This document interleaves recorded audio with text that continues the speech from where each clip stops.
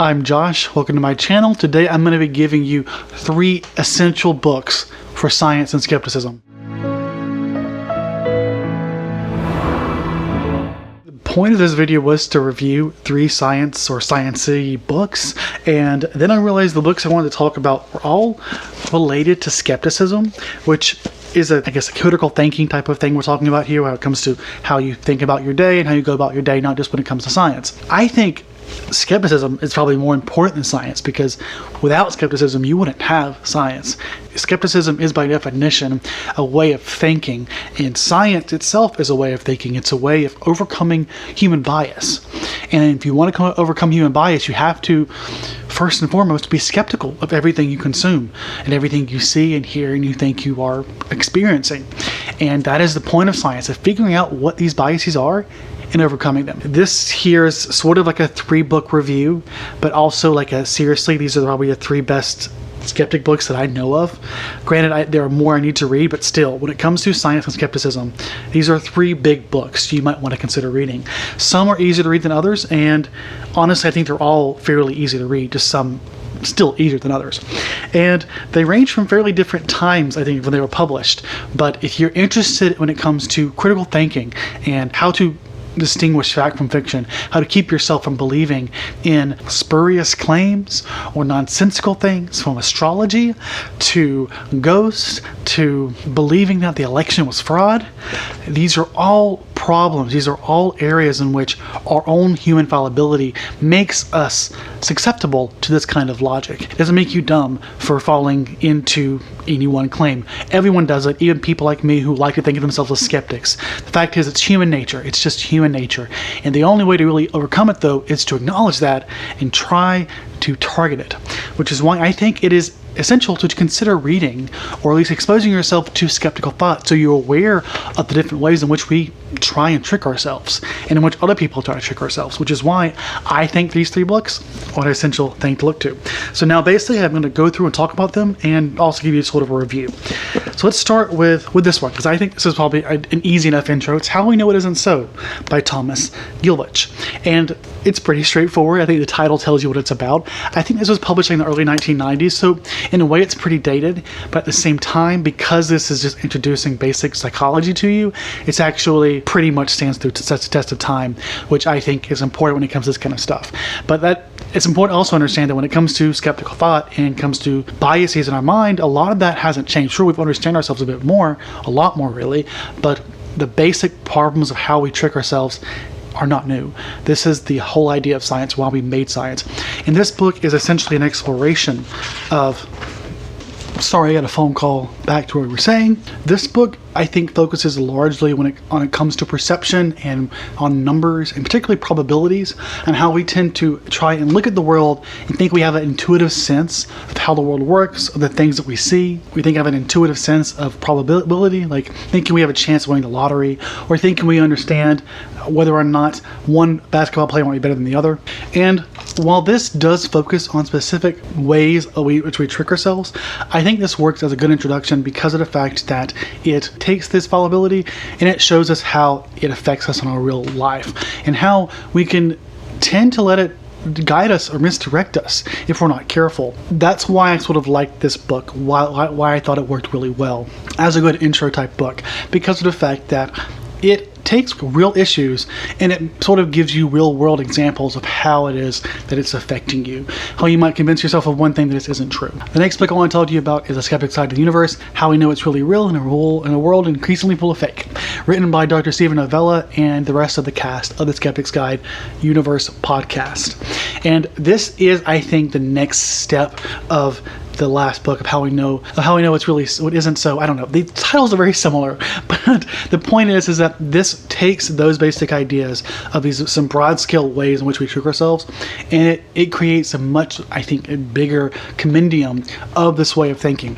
Basically exploring the ways in which our mind gets tricked, the ways in which people often trick us, the ways in which scientists often make mistakes, or in the ways in which misinformation spreads in science, and then sort of the ways in which we might actually trick ourselves, from conspiracies to pseudoscience. Think the conspiracy that the election committed fraud, or that astrology is real, or that organic food helps you, or that vaccines aren't real.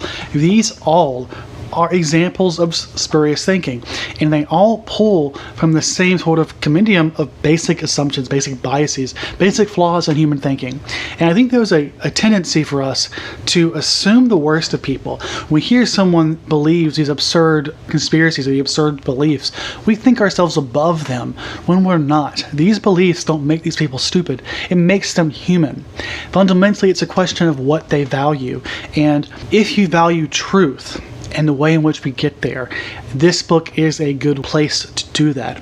It gives you a good broad look at all the ways in which we can get tricked, all the ways we do get tricked, and it gives you a place to really appreciate how it works. And they take them and they break them down, I think, in a really good way, almost like an encyclopedia. But saying that word, I think, is really toxic because it makes it sound as though it's not easy to read, when I think it really is easy to read. It's more like having a bunch of small, easily bite-sized bits of material within one big collection, instead of thinking of it as like a dictionary or something like that, which is just really generic when it's not. The team here that wrote this book have been honing in on the ability to communicate this science, this skepticism, this critical thinking over a decade and a half on their podcast, in which they do this very thing. This book has been a long time in the making because of how well versed they are in this topic, in this realm of philosophy, of skeptical thinking specifically.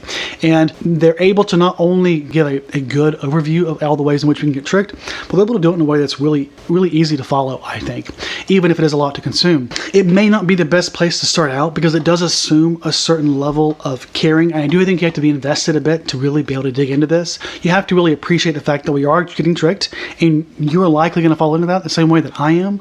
It's a question of whether or not you care enough to want to try and fight that, because it is going to take effort. It's not easy to recognize real from the fake, even if it may seem like that is the case.